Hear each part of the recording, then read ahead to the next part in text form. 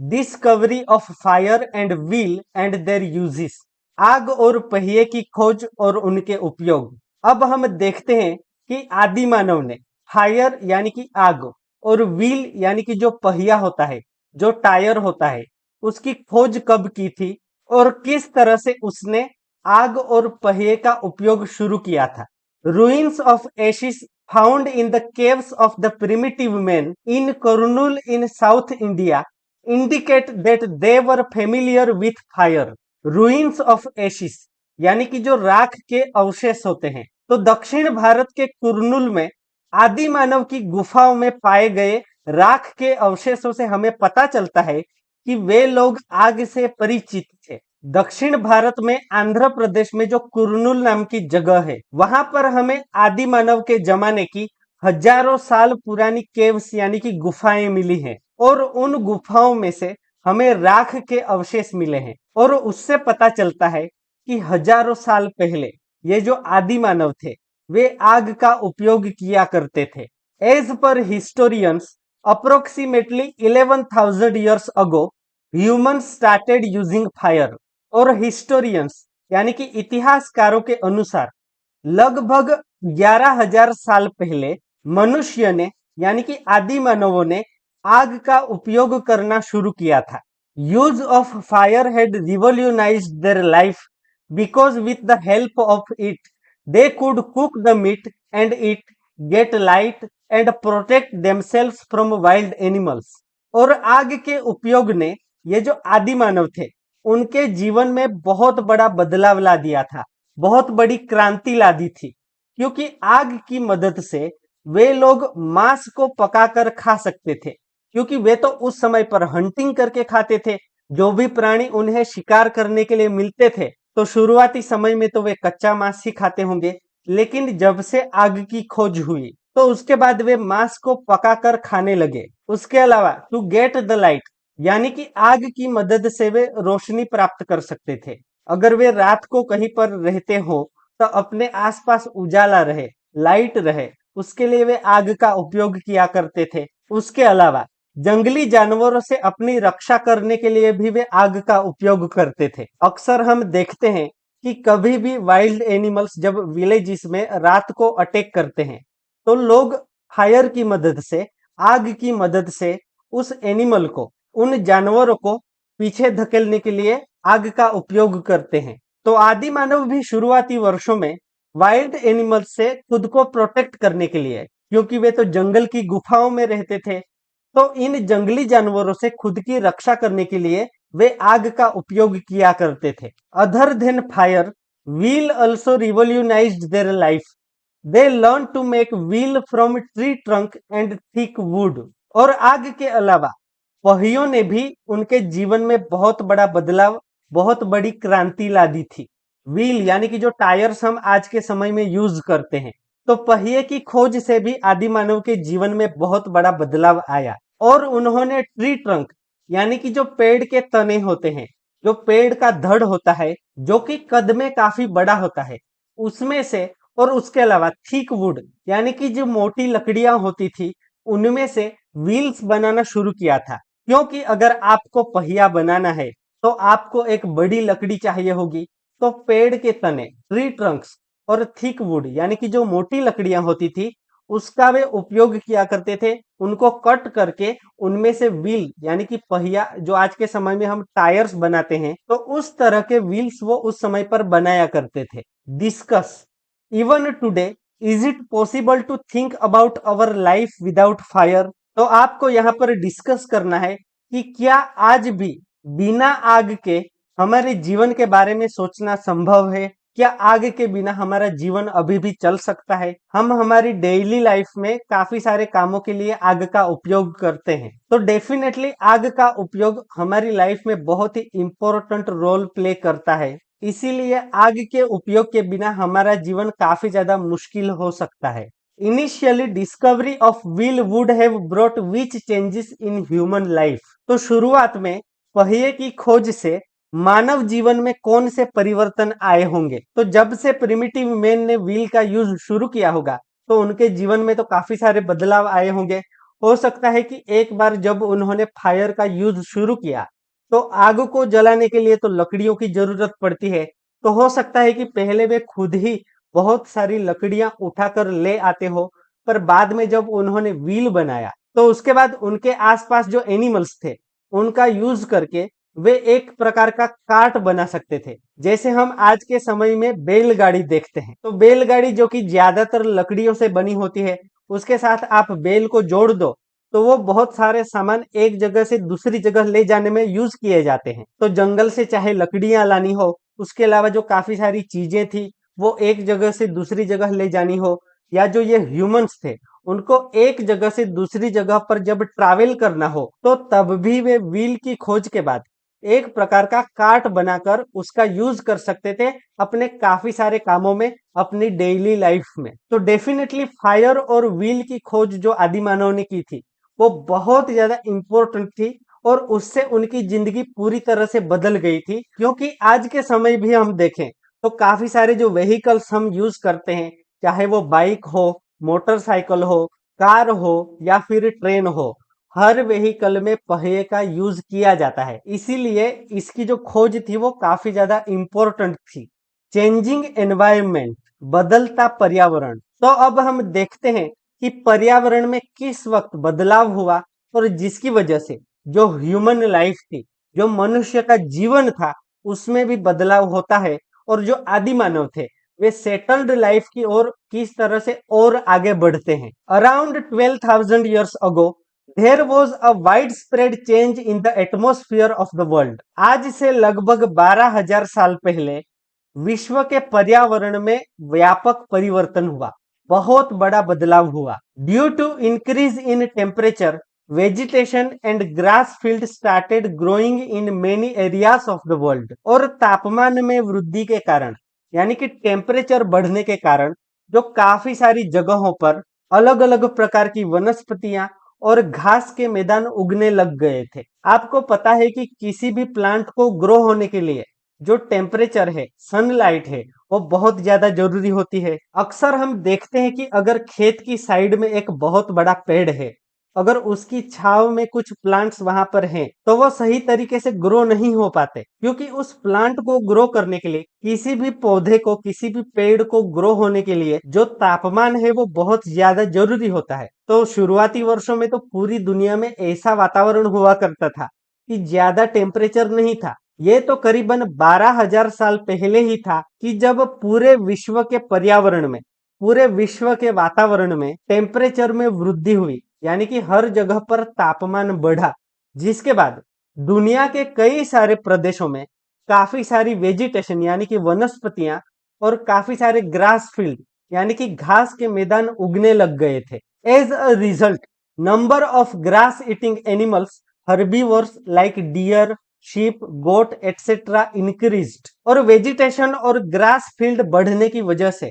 इसका परिणाम ये आया कि घास खाने वाले जो काफी सारे जानवर होते हैं, हर्बीवर्स यानी कि जो शाकाहारी होते हैं, तो काफी सारे एनिमल्स जैसे कि डियर यानी कि हिरण, उसके अलावा शीप, और जो गोट होती है यानी कि जो बकरियां होती हैं, तो इस तरह के जो एनिमल्स थे उनकी संख्या काफी ज्यादा बढ़ जाती है। क्योंकि ये एनिमल्स तो घास खाते हैं, अगर उन्हें खाने को ज्यादा मिल रहा है तो जाहिर सी बात है इन प्राणियों की संख्या भी और ज्यादा बढ़ेगी। Primitive men certainly got benefits of it. They started studying these animals' behavior and thus their mental development started। और दुनिया में ये जो ग्रास फील्ड्स बढ़े, उसके बाद जो हर्बीवोर्स थे, जो शाकाहारी प्राणी थे, उनकी संख्या काफी ज्यादा बढ़ी। तो आदि मानव को इसका बहुत बड़ा फायदा हुआ। तो वो क्या था कि जो आदि मानव थे उन्होंने इन एनिमल्स का, इन प्राणियों के व्यवहार का अभ्यास करना शुरू कर दिया। वे उनको ऑब्जर्व करते थे, ध्यान से देखते थे कि कौन से जो एनिमल्स है वो उन पे अटैक कर सकते हैं, उसके अलावा कौन से एनिमल्स को वो अपने साथ रख सकते हैं, इन एनिमल्स का उपयोग वे किस तरह से कर सकते थे, वो उन्होंने वहां पर देखना शुरू किया।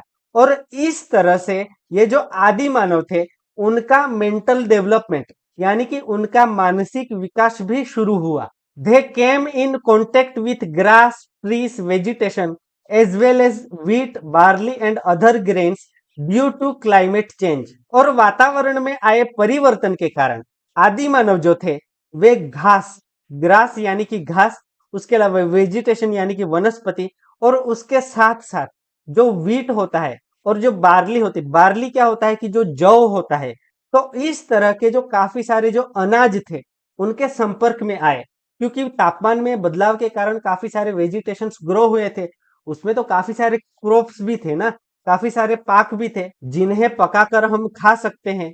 तो और पेड़ पौधों के साथ साथ वे वीट और बार्ली के बारे में भी जानने लग गए, क्योंकि वातावरण में उस समय पर बहुत बड़ा बदलाव हो रहा था। आप यहाँ पर देख सकते हैं किस तरह के वीट और बार्ली हुआ करते हैं।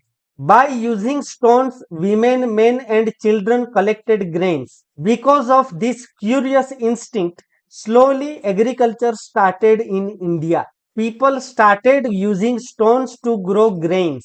और उसके बाद तो पत्थरों का उपयोग करके वहां की जो स्त्रियां थी, जो महिलाएं थे, उसके अलावा जो पुरुष थे और उनके साथ साथ उनके जो बच्चे थे, वो सब लोग वहां का जो अनाज था वो इकट्ठा करने लग गए, क्योंकि धीरे धीरे उनको समझ में आ गया कि इन चीजों को पका कर वे खा सकते हैं। तो वो इस तरह के अनाज जो थे वो इकट्ठा किया करते थे। और उनकी इस क्यूरियस इंस्टिंक्ट के कारण, उनकी इस जिज्ञासा वृत्ति के कारण भारत में धीरे धीरे एग्रीकल्चर यानी कि खेती की शुरुआत भी होती है। और उसके बाद तो इन लोगों ने जो पत्थर थे उनका उपयोग करके, जो कि उन्होंने काफी सारे औजार भी बनाए थे खेती करने के लिए, तो उन पत्थरों के औजारों के उपयोग से उन्होंने हमारे देश में खेती करने की शुरुआत की थी। और इस तरह से उन्होंने अनाज उगाना भी शुरू कर दिया था। They started growing grains near the banks of rivers and constructed their houses made up of mud, thatch and other materials in the nearby areas. तो उसके बाद तो उन्होंने रिवर बैंक्स यानी कि नदी के किनारे के आसपास के क्षेत्रों में अनाज उगाना भी शुरू कर दिया था। उसके अलावा उसी इलाके में वो लोग मड यानी कि जो मिट्टी होती है, उसके अलावा थेच यानी कि जो एक प्रकार का घास होता है, तो मिट्टी, घास और अन्य चीजों के उपयोग से उन्होंने अपने घर बनाना भी शुरू कर दिया था। आप सोचो, जिस वक्त इन्होंने फार्मिंग करना शुरू किया, जब से उन्होंने खेती करना शुरू किया नदी किनारे के आसपास के प्रदेशों में, तभी से उन्होंने उसी जगह पर घास और मिट्टी और लकड़ी इस तरह के कुछ चीजों का उपयोग करके घर बनाना भी शुरू किया और वो लोग वहां पर रहने लग गए। तो जो फार्मिंग थी यानी कि जो खेती थी, ये एक बहुत बड़ी वजह थी उनके जो स्थायी जीवन की शुरुआत हुई थी उसके लिए। As a result of it, their nomadic life came to an end and started a settled life. तो इस तरह से उनकी जो नोमैडिक लाइफ थी, वो जो एक जगह से दूसरी जगह घूमते रहते थे, भटकते रहते थे, तो इस प्रकार के जो उनका जीवन था, इस तरह की जो लाइफ थी, वो अंत हो जाती है, वो बंद हो जाती है। और उसके बाद उन्होंने सेटल्ड लाइफ यानी कि एक जगह पर रहकर स्थायी जीवन की शुरुआत की थी। द फर्स्ट कंपेनियन और friend of his settled life was a dog. और जो आदि मानव की सेटल्ड लाइफ की शुरुआत हुई थी, तब उनका सबसे पहला साथी या उनका सबसे पहला जो मित्र था वो डॉग था। क्योंकि डॉग्स को आप देखो तो वो लोग इंसानों के साथ रह लेते हैं। उसके अलावा जो काफी सारे, अगर उन पे कोई खतरा आता है, इंसानों पे कोई अटैक करने का ट्राई करता है, चाहे कोई एनिमल हो या कहीं और प्रकार का अटैक हो, तो ये जो डॉग्स है ना, वो इंसानों को, अपने मालिकों को प्रोटेक्ट भी किया करते हैं। काफी ज्यादा लॉयल जानवर होता है डॉग। तो जो इंसान का, आदि मानव का जब सबसे पहला सेटल्ड लाइफ की शुरुआत हुई थी, तो उसका सबसे पहला कंपेनियन यानी कि साथी और जो फ्रेंड हम कह सकते हैं, उनका जो मित्र था, वो एक डॉग हुआ करता था। Besides, he was also familiar with sheep, goat, cow, buffalo, pig etcetera. Gradually they started adjusting with them too.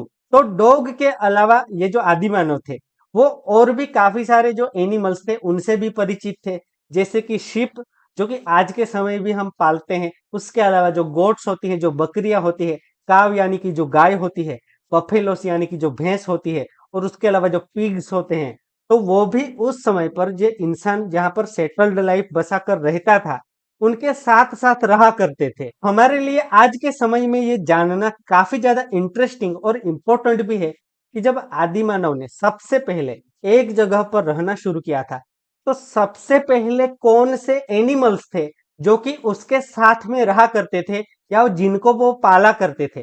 तो सबसे पहले तो डॉग था, उसके बाद थे शीप, गोट, काउ, बफेलो और पिग्स। और उसके बाद तो इन आदि मानवों ने धीरे धीरे उन एनिमल्स के साथ भी एडजस्ट करना शुरू कर दिया। These animals protected them from wild animals, thus they associated with animal husbandry also along with farming। और धीरे धीरे ये जो एनिमल्स थे जो कि उनके आसपास रहा करते थे या उनके साथ में रहा करते थे, तो आदिमानव को भी वो भी हैबिचुअल हो गए ना, उनको भी आदत हो गई कि ये एनिमल्स तो उनके साथ ही रहेंगे। क्योंकि ये जो काफी सारे एनिमल्स थे ना, जैसे कि हमने पहले आपको बताया कि जो डॉग्स वगैरह थे, तो these animals protected them from wild animals. अगर कोई भी जंगली जानवर आकर उन पर अटैक करने की कोशिश करता था, तो डॉग्स वगैरह जो होते थे वो इन आदि मानवों की रक्षा भी करते थे। अगर वे रात को सो जाया करते थे, तो डॉग्स वगैरह बाहर रहते होंगे ना, तो वो लोग डेफिनेटली उनको प्रोटेक्ट करेंगे। तो इस तरह से क्योंकि इन्होंने इन एनिमल्स के साथ रहना शुरू किया, तो पहले क्योंकि वो ऑलरेडी फार्मिंग तो शुरू कर चुके थे, वो लोग खेती करना तो शुरू कर चुके थे, तो खेती के बाद उन्होंने एनिमल हस्बेंड्री भी शुरू कर दिया। एनिमल हस्बेंड्री यानी कि पशुपालन भी उन्होंने शुरू कर दिया, क्योंकि उनके पास गोट्स हुआ करती थी, काव हुआ करती थी, बफेलो हुआ करती थी। आज के समय भी आप देखो तो विलेजेस में काफी सारे लोग एनिमल हस्बेंड्री करते हैं, उनके पास काव्स होती हैं या गोट्स होती हैं। तो इस तरह से जो पशुपालन है वो आज भी हम देखते हैं। तो आदि मानव ने क्योंकि इन लोगों के साथ रहना शुरू किया, तो इन एनिमल्स को साथ रहकर उन्होंने पशुपालन भी खेती के साथ साथ में शुरू कर दिया था। However research is being carried out to find out how long he had been using animals to get milk. हालांकि आज भी इस बात पर रिसर्च किया जा रहा है, शोध की जा रही है कि वे दूध पाने के लिए इन पशुओं का उपयोग कब से कर रहे थे। क्योंकि जैसे कि आज के समय में हम देखें, तो मेन रीजन क्या है एनिमल हस्बेंड्री का? To get milk from these animals, right? जो गोट होती है या जो काव होती है या जो बफेलो होते हैं, तो हम उनसे दूध निकालते हैं, इसीलिए तो उनको अपने साथ रखते हैं। तो एग्जैक्टली हमें पता नहीं है कि कब से प्रिमिटिव मैन ने इन एनिमल्स को मिल्क के लिए रेयर करना या मिल्क के लिए एनिमल हस्बेंड्री करना शुरू किया था, या मिल्क के लिए उन्हें पालना शुरू किया था। तो इसके बारे में रिसर्च जारी है, क्योंकि हमें एग्जैक्टली पता नहीं है कि कितने हजार साल पहले से ये लोग उनसे मिल्क निकाला करते थे। तो आई होप आप यहाँ पर समझ चुके होंगे कि किस तरह से प्रिमिटिव मैन ने सबसे पहले जो फायर और व्हील था उसका उपयोग शुरू किया था, किस तरह से उन्होंने उसकी डिस्कवरी की थी और उसका यूज शुरू किया था। उसके अलावा जब एनवायरमेंट में, वातावरण में, पर्यावरण में जब बदलाव हुआ, तो उसके बाद उन्होंने किस तरह से फार्मिंग करना शुरू किया। उसके साथ साथ काफी सारे एनिमल्स जो उनके साथ रहा करते थे, यानी कि खेती के साथ साथ उन्होंने पशुपालन की भी शुरुआत की थी। और शुरुआती समय में प्रिमिटिव मैन के साथ कौन कौन से जो एनिमल्स थे वो उनके साथ रहा करते थे। और उसके बाद ये जो प्रिमिटिव मैन थे, ये खेती के साथ साथ पशुपालन करते हुए अपने स्थायी जीवन की तरफ, सेटल्ड लाइफ की ओर किस तरह से आगे बढ़ रहे थे।